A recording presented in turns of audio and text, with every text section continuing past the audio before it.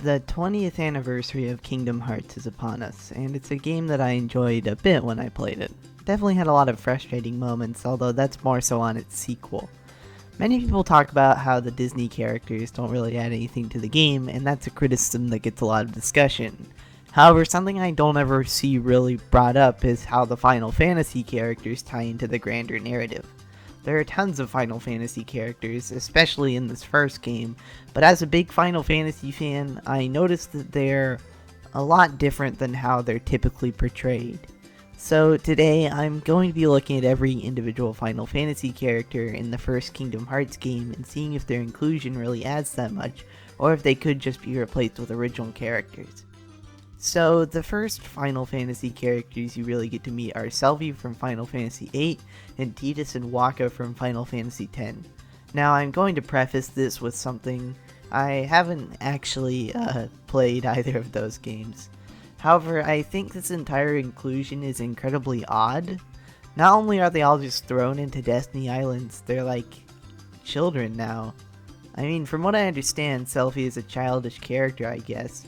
Wakka is racist for a significant portion of Final Fantasy X, which is definitely very childish, and Tidus has issues with his dad? I'm really not sure why this choice was made. I don't like it, it's utterly arbitrary and really weird.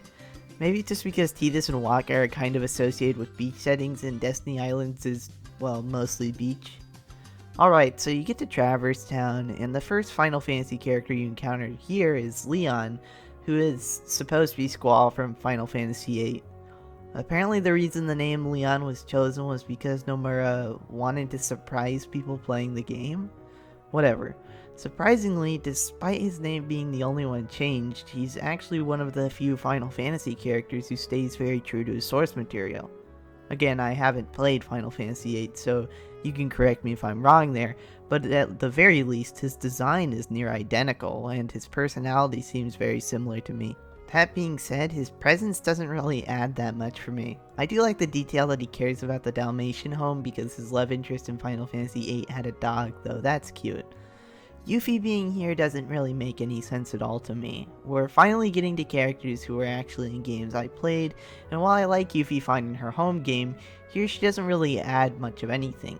In fact, I think you could literally remove her and the game would lose nothing besides the fake out with Kairi when you first meet her, but who's going to miss that?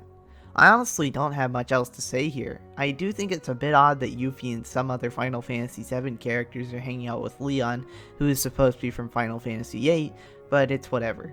Yuffie could have been like someone who stole parts from your gummy ship or something. In Final Fantasy VII, she is often someone throwing a wrench in the rest of the party's plans because she has ulterior motivations, which is a really neat aspect of her character. It would be really cool if she could be a thorn in Sora, Donald, and Goofy's side somehow, just like she was to Avalanche back in her home game. And no, technically blocking the keyhole by being part of the tournaments in Olympus Coliseum doesn't count. Speaking of Final Fantasy VII, let's talk about Erith. She's fine. She's literally just Erith. I like that she's worried about Cloud, that's cute. That being said, she doesn't really do anything. It's hard for me to even say how she relates to the story when all she does is just sort of stand there. This inclusion is even more baffling than Yuffie to me.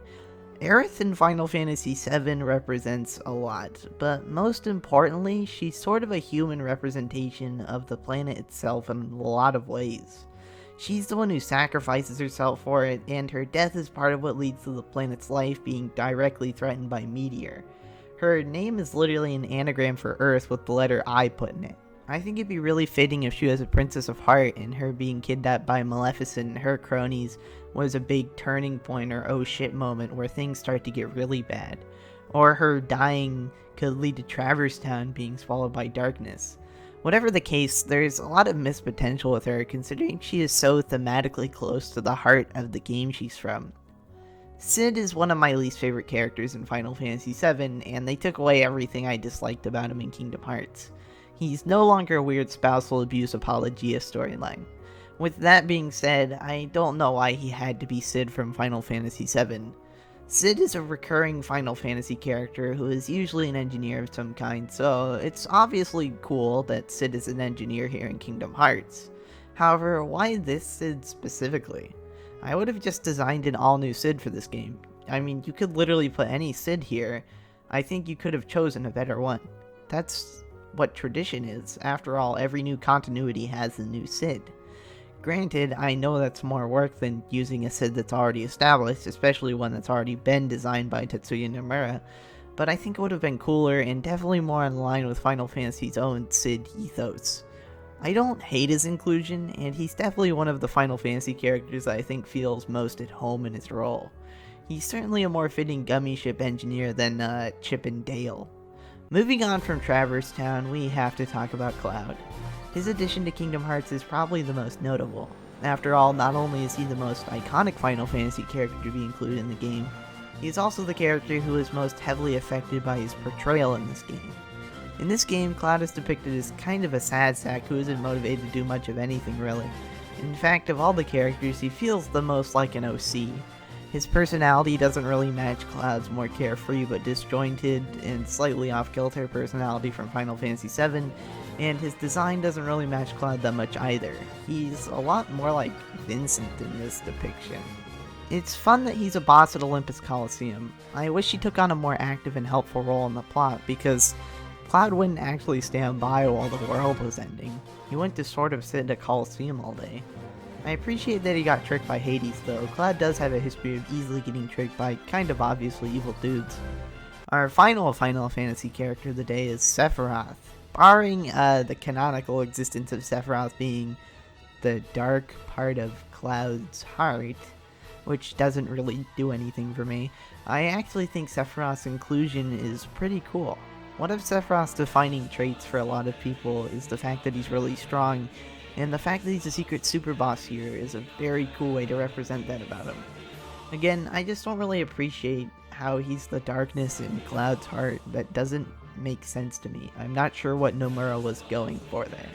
I understand that Cloud and Sephiroth are intertwined heavily, because Cloud drank some of the sweet Genova Kool-Aid in his home game, but this is a really weird way to represent that. I do appreciate that they appear in the same world as each other though. I think if Sephiroth were the strongest boss in the game, it would be pretty fitting, but of course Final Mix had to add in that secret boss fight now, didn't it? Well, that's all the Final Fantasy characters in the first Kingdom Hearts game.